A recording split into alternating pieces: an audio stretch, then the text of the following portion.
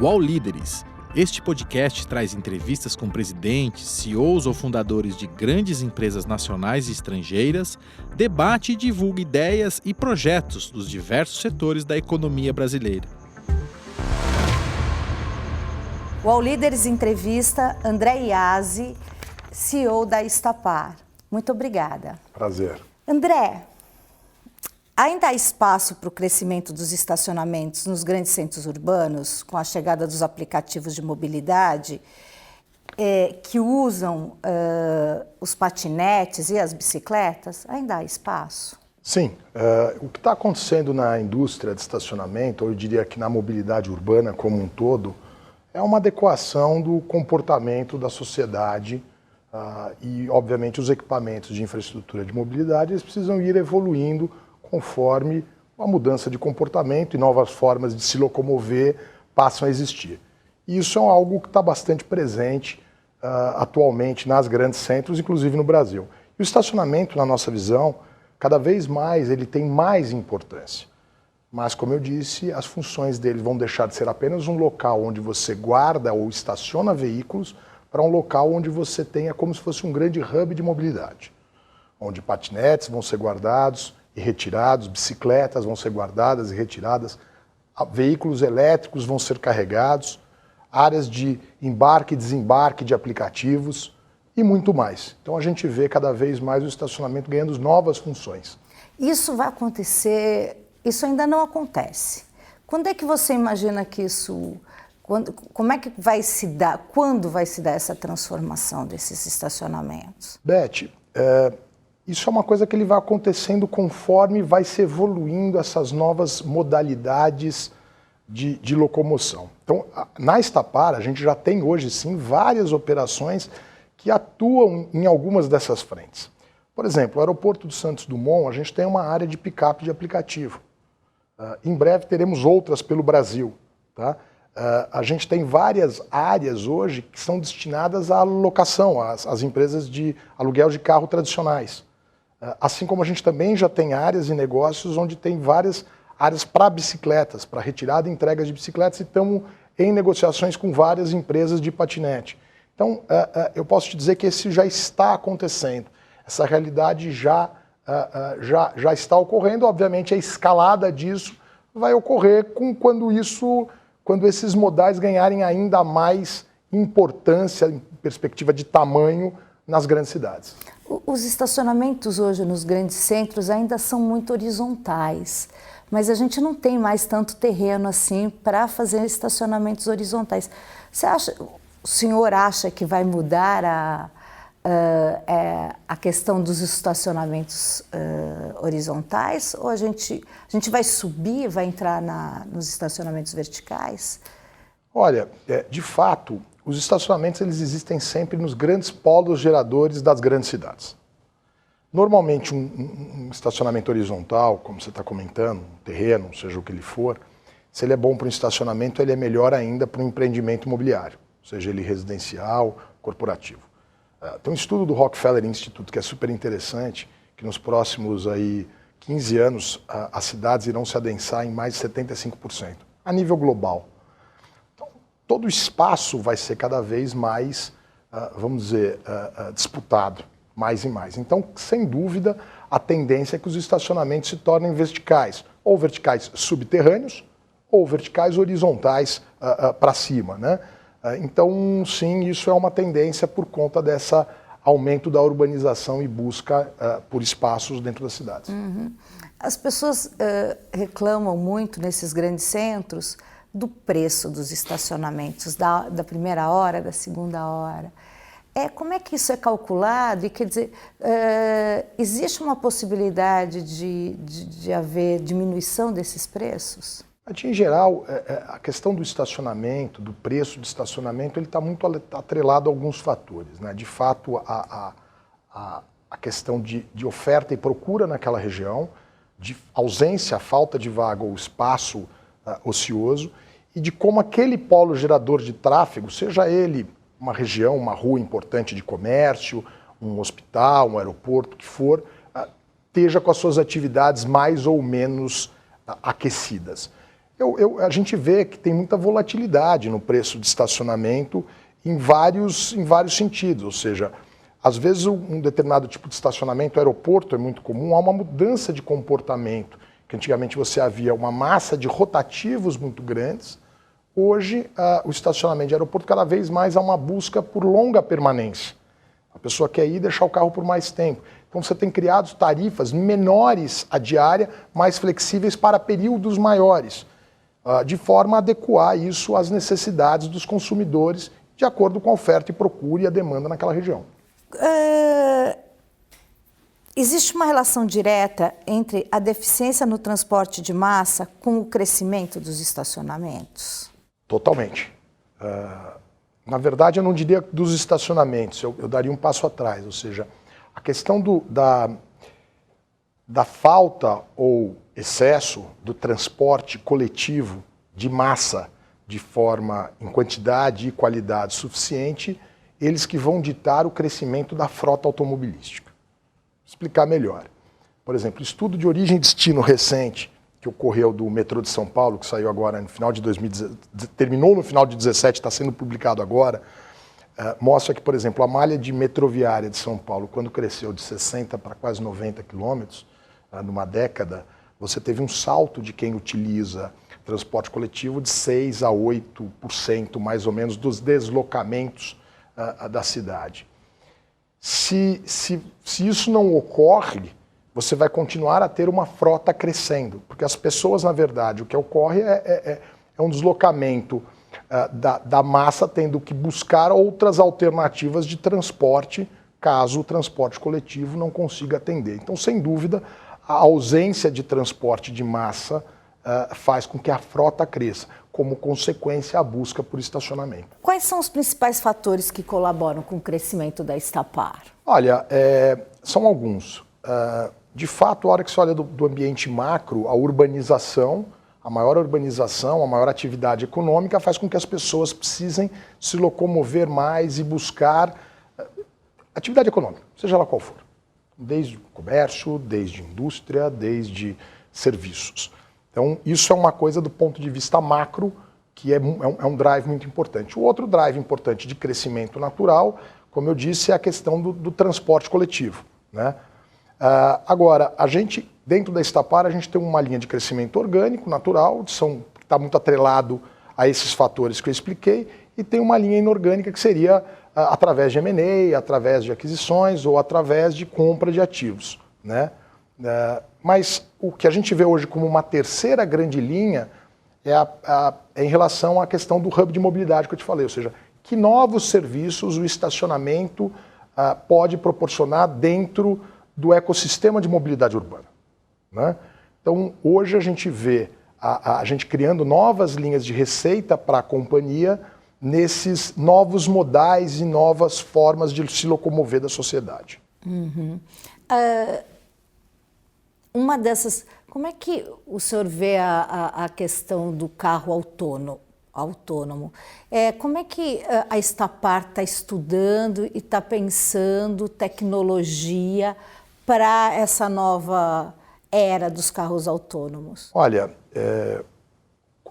dos grandes tendências aí, existem 4 grandes tendências na indústria automobilística, né? Uma delas é o carro autônomo, a conectividade, a eletrificação, o carro elétrico e o carro como serviço, né? O carro autônomo, ele, na nossa visão, na realidade nele no Brasil, ele vai ser um pouco mais longínquo do que alguns imaginam. Por quê? Basicamente não pelo carro em si. Eu estou dizendo dentro do centro urbano, não nas rodovias, tá? Nas rodovias ele é muito próximo. Dentro dos grandes centros urbanos ele vai ser mais lento por uma questão de infraestrutura. Então é padronização de placas, padronização de semaforia, sinal de celular, pintura de todas as vias de forma adequada e assim por diante. Então a falta de infraestrutura adequada para este tipo de veículo nas grandes cidades faz com que provavelmente o universo dele em cidades brasileiras vai ser mais longe, tá? Então esse é o primeiro pano de fundo.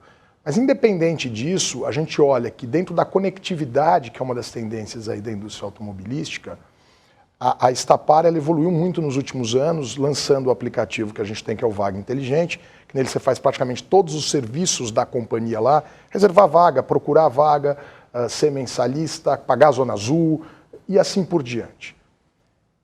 Os carros autônomos eles vão estar diretamente conectados com ativos, seja IoT, seja a modalidade que for, mas ele vai ter que estar conectado. E a Estapar, cada vez mais, ela está disponibilizando os equipamentos, os estacionamentos, através da sua tecnologia do Vaga Inteligente, que permita pessoas, veículos se conectem aos estacionamentos. Então, eu diria que quando o carro autônomo chegar, a gente estará preparada para recebê-los, até porque eles vão ter que sair da via pública com frequência, para carregar, para sofrer manutenção e para não causar trânsito, no momento que eles não vão estar sendo utilizados. Então, a gente vê que a gente vai estar muito bem preparado para isso, quando eles chegarem em breve. Não tão em breve, mas vão chegar. E quais são os gargalos da indústria de estacionamentos hoje? Quais são os problemas que vocês enfrentam? Olha, eu acho que eu não vejo nenhum grande problema na nossa indústria de forma geral, tá? Eu acho que é uma indústria que cada vez mais ela se colocou de forma mostrando a sua importância dentro da mobilidade urbana, algo que no Brasil isso não era, eu acho que tão considerado, vamos dizer assim. Hoje é muito bem visto como é importante o estacionamento e, como eu disse, quanto mais ele vai ser importante no futuro como um hub de mobilidade. Os estacionamentos hoje são infraestruturas implementadas e já existentes nas grandes cidades. Vamos esquecer os estacionamentos horizontais, como você falou anteriormente, e vamos pensar nos verticais, que são maioria, não se engane, na disponibilidade de vagas. Eles vão ter que operar ao máximo da capacidade para suportar o crescimento da urbanização. Então, a nossa visão é que todas as infraestruturas exigentes elas vão ter que funcionar ainda melhor. Então, eu acho que talvez o desafio é como vai ser fazer com que essa infraestrutura de estacionamento existente comporte ainda mais veículos no futuro. Sejam eles veículos autônomos, carros como serviço ou de propriedade das pessoas ainda. Vai ter um pouco de tudo. Mas não tem uma grande informalidade ainda no setor? Olha, eu não conheço dado de informalidade no setor. Eu acho que, infelizmente, tem alguns setores no Brasil que têm informalidade, é natural que talvez no nosso segmento tenham. Eu não conheço direito, acho que quem conhece isso melhor é o nosso sindicato, é mais apropriado talvez para responder essa pergunta. Perfeito. Com o setor tão pulverizado, existe uma tendência de concentração das grandes redes de estacionamentos? O senhor falou anteriormente que tinha a compra, a aquisição, isso é uma via aí de crescimento da Estapar. Mas essa concentração de redes também não seria prejudicial ao consumidor? Não, eu acho que o consumidor pode ficar bastante despreocupado pelo um fato interessante.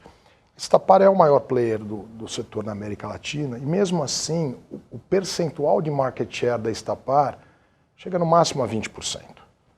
O mercado é extremamente fragmentado, extremamente pulverizado, e eu não vejo ele perdendo essa característica ao longo dos anos. Então, a competitividade por melhor preço e melhor produto, eu diria, não é apenas preço, mas é produto que seja mais conveniente ao consumidor, sempre vai haver. Então, eu não acho que isso é um problema para a perspectiva do consumidor. Os podcasts do UOL estão disponíveis em todas as plataformas. Você pode ver a lista desses programas em uol.com.br/podcasts. Recebe salário, faz transferência, pagamento, recarga de celular e até empréstimo, tudo sem taxa. PagBank, a sua conta grátis do PagSeguro. Baixe já o app e abra sua conta em 3 minutos. Como é que a Estapar, como é que vocês lidam com as legislações municipais tão diferentes no que diz respeito à Zona Azul? Porque vocês estão participando de concessões, né, da Zona Azul, e as legislações municipais são muito diferentes, com exigências muito diferentes. Como é que vocês lidam com isso? Olha, de fato, cada cidade tem a sua própria legislação e cada concessão ela é construída um edital pelo poder público daquela cidade de acordo com as conveniências e interesses daquela cidade, né, e daquela população, né? Dito isso, de fato, é algo que a gente tem que lidar. A gente tem que lidar com diferentes legislações, com diferentes formas de contrato, e é parte do nosso negócio.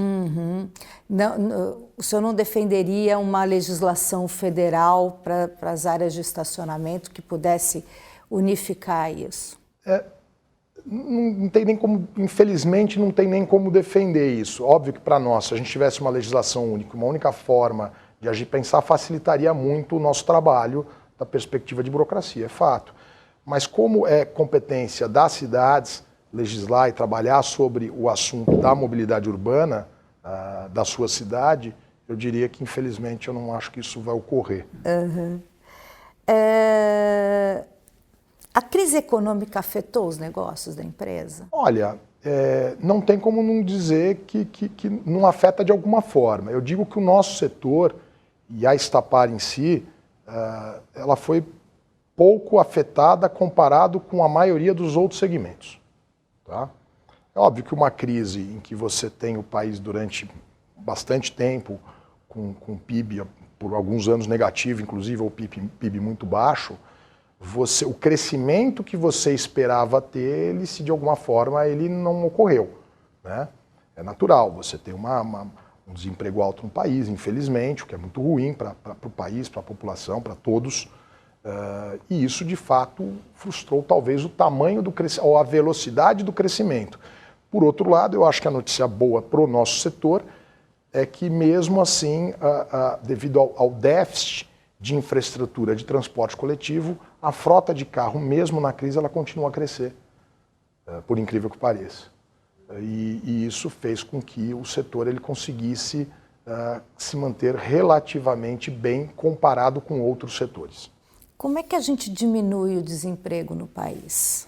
Olha, eu não sou um especialista no setor, mas eu acredito que você tem que criar, em todas as esferas de governo, eu não acho que é só o governo federal ou estaduais, enfim, em todas as esferas, um ambiente mais propício à iniciativa privada investir. Vamos tentar me explicar melhor. Há hoje no mundo, e há no Brasil, há uma disponibilidade de capital para ser investido no sistema financeiro, de investidores estrangeiros e etc. De fato, o que precisa cada vez mais é criar um ambiente propício para que esse capital seja alocado nos mais diversos setores, seja inovação, seja tecnologia, seja infraestrutura, educação, saúde e assim por diante. Então, eu acho que me parece que há hoje um movimento da população em pressionar os governantes nesse sentido. E eu percebo que há respostas nesse sentido, nas mais diversas esferas de governo.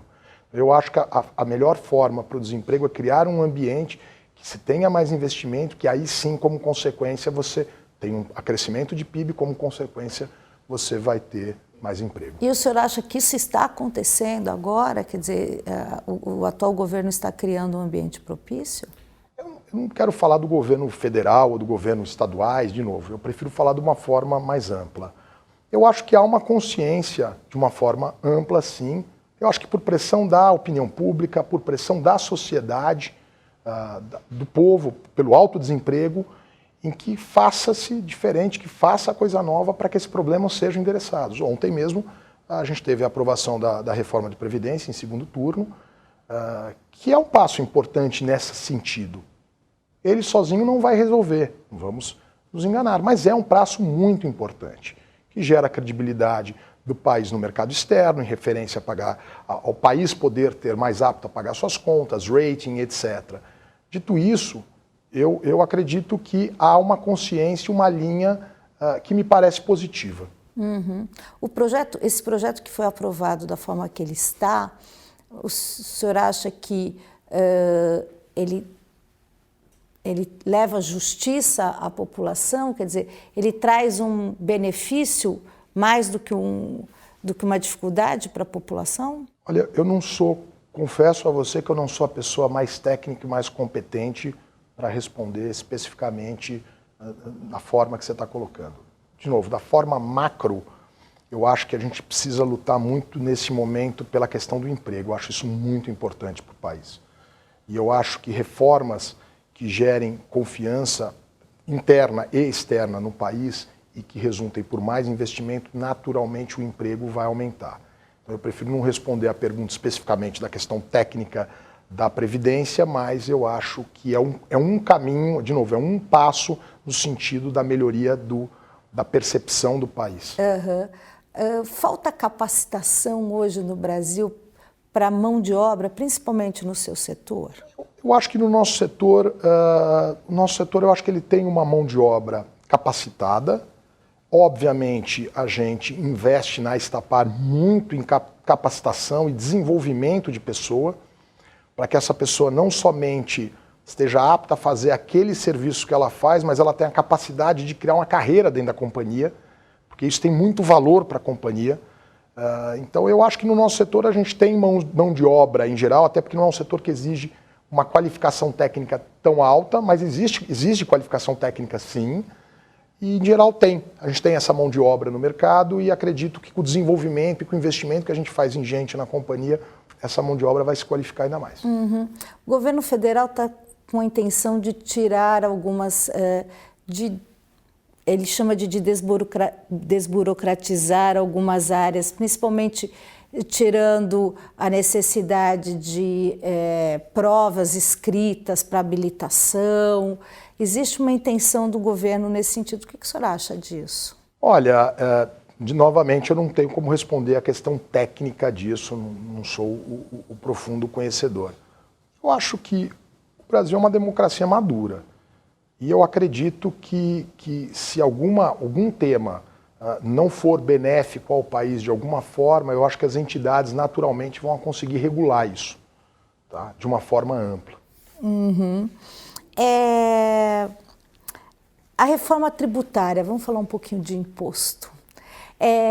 Quais são as dificuldades hoje da empresa e do setor em relação aos tributos, aos impostos? Eu acho que o Brasil, de forma geral, a questão da tributação,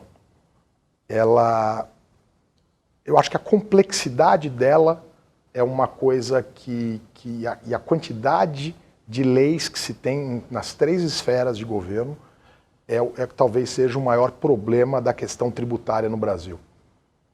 Não vou nem dizer que é só a carga em si. Óbvio que a carga é um problema e a população e empresariado obviamente gostaria de ter uma carga sempre menor, é natural. Mas eu acho que ela tem que ser calibrada de tal forma que o poder público exerça o seu papel com eficiência, com dignidade, e que a população e as empresas consigam arcar com aquele tributo. Mas eu acho que o maior ponto hoje é a questão da complexidade de tributos e a complexidade de leis. Isso é importante ser simplificado. Quando a gente fala de estacionamentos, a gente fala muito da questão do IPTU, né, que é um imposto que a prefeitura cobra. Hoje a gente pode dizer que uma das principais cargas tributárias, ou um dos principais tributos, é em relação ao IPTU dos terrenos, não? Não, a gente tem ISS, PIS/COFINS sobre a receita e tem também IPTU do ponto de vista, ISS também é municipal e IPTU.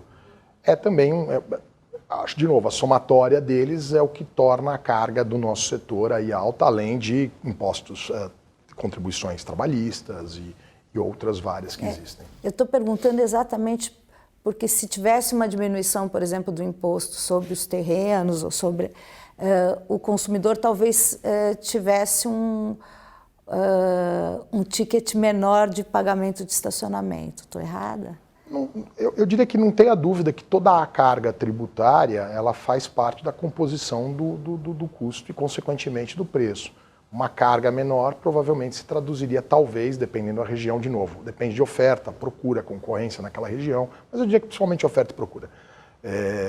Você certamente teria um custo menor no serviço prestado. Como é que o senhor faz para lidar com a pressão do cargo de CEO? Olha, o CEO ele é um cargo um pouco solitário, né? Infelizmente, né? Mas eu acho que com o tempo se acostuma. Se acostuma, já há alguns anos na frente dele se acostuma. Eu acho que a pressão ela é algo que você tem que aprender a lidar com ela, que naturalmente em determinadas situações ela vai ser menor ou maior, mas é algo que você aprende com o tempo, eu acho que é experiência. Uhum. Tem alguma curiosidade nesse cargo de CEO que você possa contar que no dia a dia, alguma dificuldade, alguma facilidade, alguma coisa que você consiga contar para a gente? Olha, o que eu conto e que às vezes eu falo com a turma aqui, que a gente sempre tem muitos menores aprendizes, enfim, muitos jovens passando na companhia, a gente fala uma coisa que é importante, é o seguinte, primeira coisa, problemas não envelhecem bem. Então, se você tem um problema, encare ele e resolva ele. Porque ele não vai sumir do dia para a noite. Então, eu não tenho talvez um caso ou outro, mas eu acho que isso é uma frase que eu gosto de usar muito, porque eu acho que é uma questão, o CEO ele está frequentemente lidando com problemas. Obviamente, a principal agenda do CEO não deveria ser lidar com problema, deveria ser cuidar de planejamento, de estratégia, de inovação, e é essa de fato.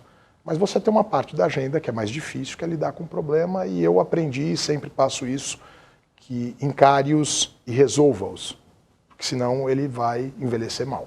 E como é que a Estapar lida com os problemas, principalmente, porque eu imagino que vocês têm alguns problemas no cotidiano dos estacionamentos ali que são comuns. Que problemas são comuns e como é que vocês lidam com esses problemas? Olha, obviamente a gente tem aí quase 1.000 estacionamentos espalhados pelo país. É natural que situações ocorram nesses estacionamentos com o consumidor, das mais variadas. A primeira coisa que a gente faz muito em treinamento, que é muito importante na companhia, é atender o cliente, atender o consumidor, ouvir. Seja qual for o assunto, não pode achar que aquilo que ele vai falar é uma bobagem. Aquilo é sério, aquilo é a opinião dele e tem valor, né? Então a primeira coisa é ouça-o, converse com ele, porque a melhor forma de você resolver um problema, vamos dizer assim, na garagem, na operação, sem aquilo virar um problema maior, principalmente para o consumidor, para o nosso cliente que está lá para usar um serviço. Então, em geral, a gente lida muito com treinamento e ouvindo muito o cliente. Uhum. O Brasil está menos corrupto? Olha, é uma pergunta que eu não sei te responder do ponto de vista técnico novamente. Mas eu tenho a percepção que todos os problemas que houveram, escândalos que vêm de anos, eu acho que, de fato, todos entendem a importância do país cada vez mais, eu diria, não digo corrupto ou não, mas ter um nível de governança mais alto. Seja no poder público, seja nas instituições, de forma que isso sempre melhore. Então, acho que se você melhorar a governança e a consciência de todos da importância da governança, você vai melhorar esse aspecto de corrupção ou qualquer outro tipo de desvio. E que dicas o senhor daria para quem está começando uma carreira ou para quem está começando um cargo de líder? Primeiro, aprenda que você tem 2 ouvidos e uma boca.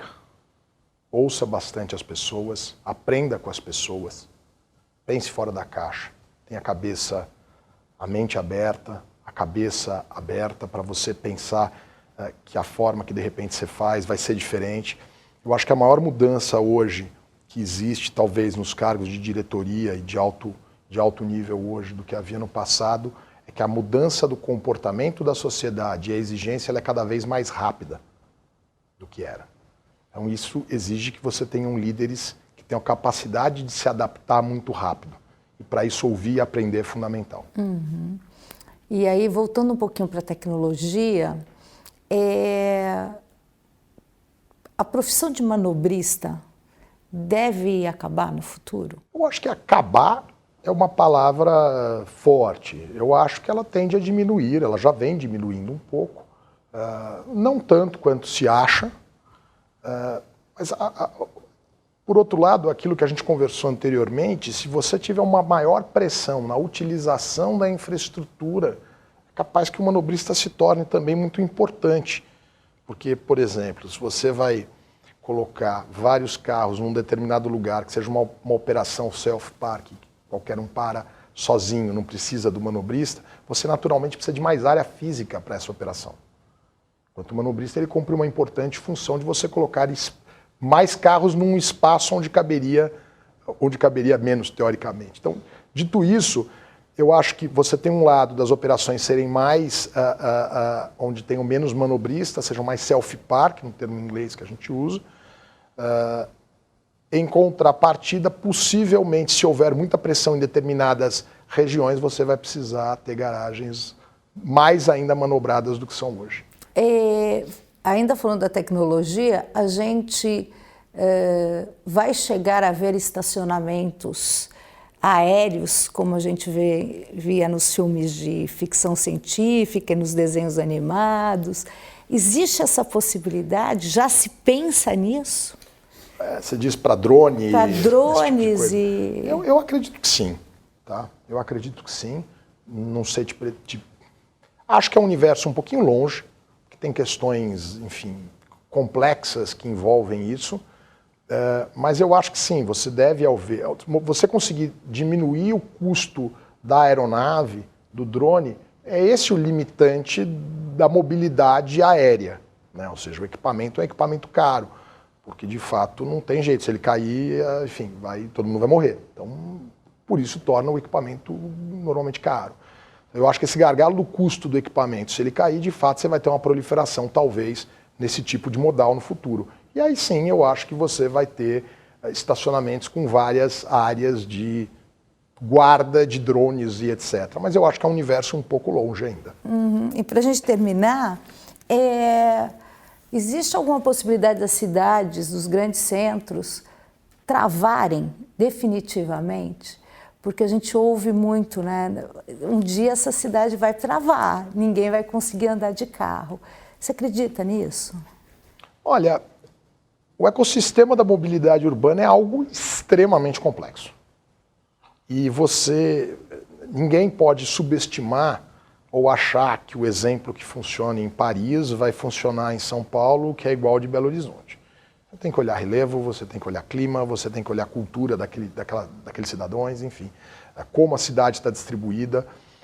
Eu acho que as cidades e o ecossistema de mobilidade ele vai se adequando. Ele vai se adequando. Então, obviamente, se a cidade estiver parando, você vai naturalmente, os governantes vão canalizar mais dinheiro para o metrô, talvez. Talvez você vai ter que, meio que, as coisas vão batendo. Você tem uma questão que a imobilidade urbana é importante, ou seja, como os planos diretores fazem com que as pessoas se locomovam por menores distâncias. Com isso, você tira a pressão na via pública. Você vai criar outras alternativas de transporte. A gente falou de drone, não acho que é um universo tão breve. Mas eu acho que, naturalmente, os ecossistemas de mobilidade daqueles centros urbanos eles vão se ajustando para que não chegue a travar. Mas a gente tem, de fato, alguns dias e algumas regiões que já estão quase travados, né? Mas é algo que tem que se preocupar muito, de fato. Tá bom. Muitíssimo obrigada. Obrigado a você, foi um prazer.